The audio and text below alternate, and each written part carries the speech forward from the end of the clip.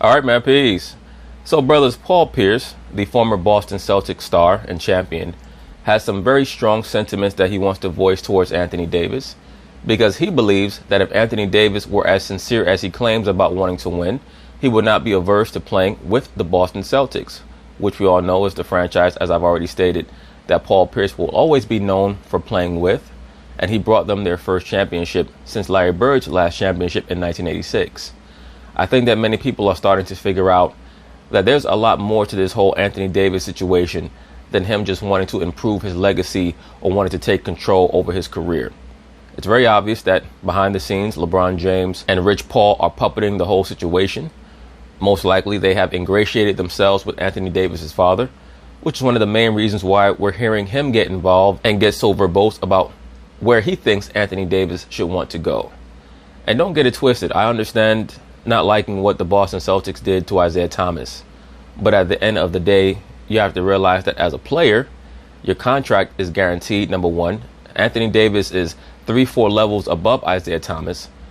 Once again, all of his money is guaranteed. And if he ever did get hurt, if the Celtics want to trade him, go ahead and trade him. If you don't want to be traded, be good enough to be able to stipulate a no-trade clause. That's how that works. But anyway, they're going to talk about it. I'm going to chime in. So, Paul, what do you make all of this? First of all, I want you to start back to the point that AD says he doesn't want to play in Boston, according to what was just reported. I really don't get it because... Well, there's not that much to get. I'm not quite sure if Anthony Davis knows what he wants to do or where he wants to go. Right now, he's had a battery put in his back by Rich Paul. He's alienated himself against his own teammates and against the city that he was drafted by. He's still trapped there for another year and a half. And if New Orleans really wanted to hurt him, they could just keep him there for the next year and a half.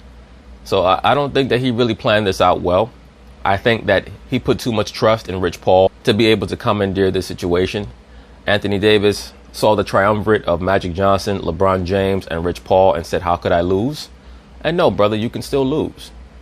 Because if you're still contractually obligated with another team and they don't want to let you go, they don't have to let you go.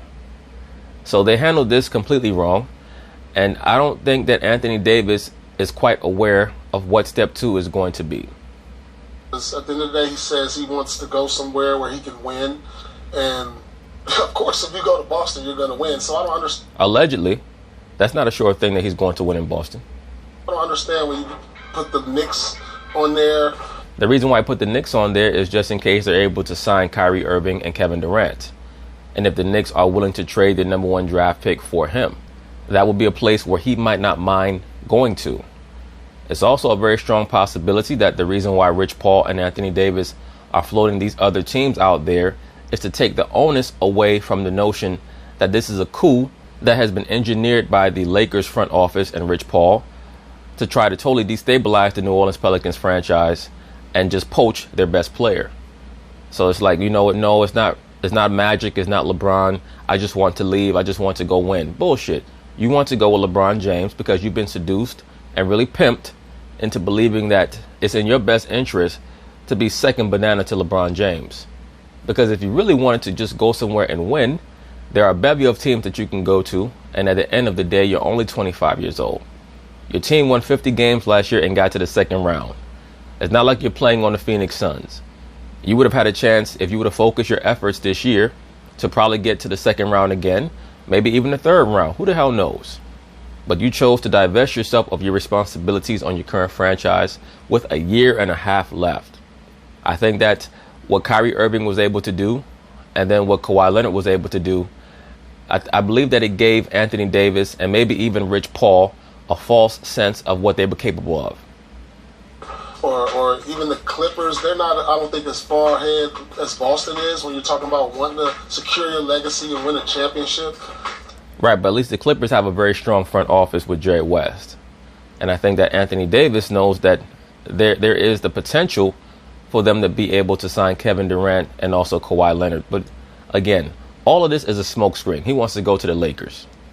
So it's really mind-boggling. It's like, what is he really looking for in getting out of New Orleans? You know, is it about winning? Is it about your brand? I mean, it's... Can it be about kind of a little bit of everything? I mean, yeah. No, once again, what it's about is that he had a battery put in his back. He's been souped up. Yeah, but if you win in Boston, I mean, what does that do for you on and off the court? I mean, Nothing. Paul Pierce, can you name any athletes who've gone to Boston? And when I say Boston, I'm talking about the Celtics, and became a player that we saw on commercials all over the country. The Boston Celtics is not a franchise that you go to play for when you want to become a promotional superstar or some type of corporate asset that's known all across the world. They have a great culture for winning, yes.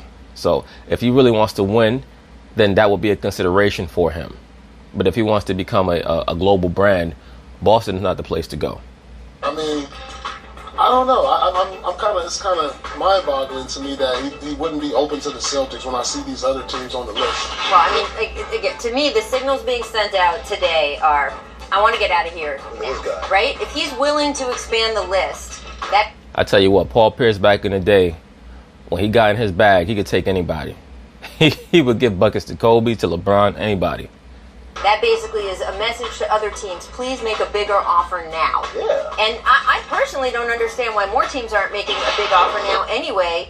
If you trade for Anthony Davis right now, you get him for 2 playoffs. 18 months, yeah. 2 playoffs, which could make a huge difference to some... Rachel Nichols, I have news for you. Anthony Davis is considered anywhere from the 3rd best to the 5th best player in the NBA. You can't just say, how come more teams are not making bigger offers? Maybe because in order for them to get Anthony Davis, they'd have to mortgage their entire franchise. Why would they do that? If you're the Houston Rockets, if you're the Toronto Raptors, if you're the Milwaukee Bucks, if you're the Boston Celtics right now, if you're the Philadelphia 76ers, what you would have to give away in order to get an Anthony Davis, it would be a lateral move. There'd be no sense in doing that right now. But if you're the Boston Celtics, you can wait until the offseason and not have to give away Kyrie potentially to get him. That's the point. There are no teams right now that are near the cusp or at the cusp of winning a championship who have the personnel to trade for an Anthony Davis. If you're a team that's saying to yourself right now, we have a realistic chance of winning an NBA title, you make a move like what the Milwaukee Bucks made, where you can trade for a Mirotic. That's what you do. You're not trying to mortgage your franchise for Anthony Davis. Anthony Davis is considered a transformative player. Those players you just can't pick up on the trading deadline. Not if you're trying to win a championship, no. It's to some of these teams. If you're in the finals for 2 years because of Anthony Davis and then he leaves, isn't that still a win? That's better than what you've been doing. And also, we talked about this on the day with Woj, on the day that AD made his trade demand. Some team could pick him up just for this run right now, and then they could be the one auctioning him off on July 1st. So, like who? Who's going to pick up AD for a quote-unquote run and then auction him off again? What sense would that even make? What are you saying, the Toronto Raptors? Who do the Toronto Raptors have that they could trade for Anthony Davis right now? Anunoby and Siakam? I mean, give me a break. So I get it that Anthony Davis wants out now, doesn't want to be sat down for the rest of the season. That wouldn't be good for the league, by the way. Top 5 player sitting for no reason. That would be terrible for the league. If the Pelicans had to protect their trade asset there. Do you think the Lakers swooping in now is sort of the next building block off of, hey, other teams get involved. Lakers, hey, still us. What do you make of that? Get off the pot, basically. You know the first part of that phrase. I want to address something that Paul said. I know there's a reason why Boston would not be on his list. If you remember a few weeks ago, Danny Ainge had the comment where he compared LeBron James to Donald Trump, and I said, you're playing with fire there because... Well, Amin Al-Hassan, once again, that's just you going into your super liberal blame game. That has nothing to do with why Anthony Davis does not want to go to Boston. As a matter of fact, I doubt if he even cares about that. Now, maybe you could say Anthony Davis's agent is Rich Paul, and maybe Rich Paul did not like that commentary. But believe me, that has nothing to do with why Anthony Davis does not want to go there. His father already made it known why he does not want his son there. It's because he did not like how the Celtics treated Isaiah Thomas when he got hurt. That's why he does not want his son there. It has nothing to do with what Danny Ainge said about Donald Trump and LeBron James. Because beyond just it wasn't an apt comparison, and also it was... No, actually, it wasn't an apt comparison. It was a very apt comparison, but when people are stuck in that political paradigm of conservative and liberal, they have a very difficult time seeing the semblances between two polar opposites. And oftentimes, two polar opposites have a lot in common, especially when they have the same intentions. LeBron James and Donald Trump are both actors. They both love attention, and they'll both say what they need to say to accomplish their agendas. Well, it was a topic completely Celtics free. Right. It was just his Insert musings. yourself into it. You know, there's a very strained relationship between the president and LeBron James. No, sir, there is no strained relationship between the president and LeBron James because there's no relationship, period. There's no relationship between LeBron James and President Trump, other than in the mind of LeBron James and his woke followers.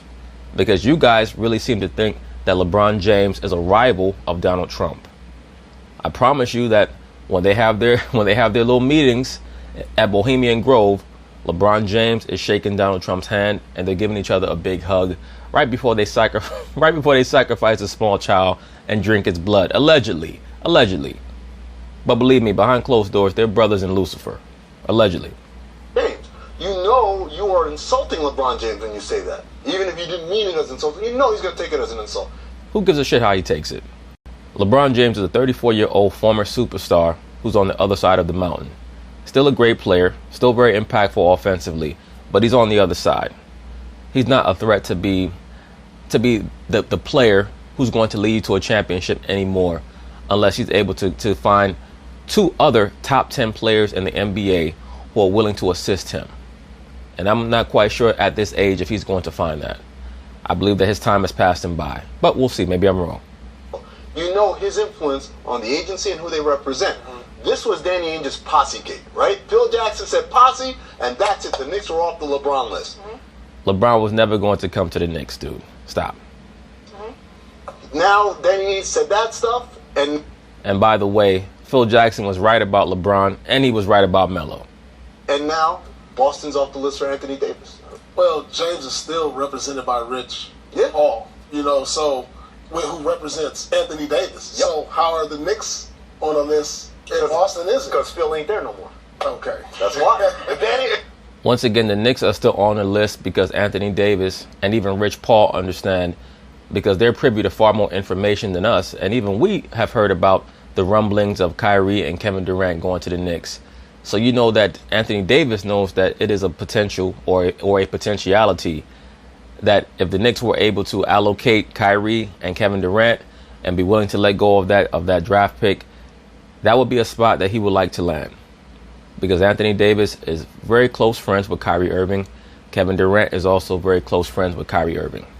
So don't be shocked if that were to occur.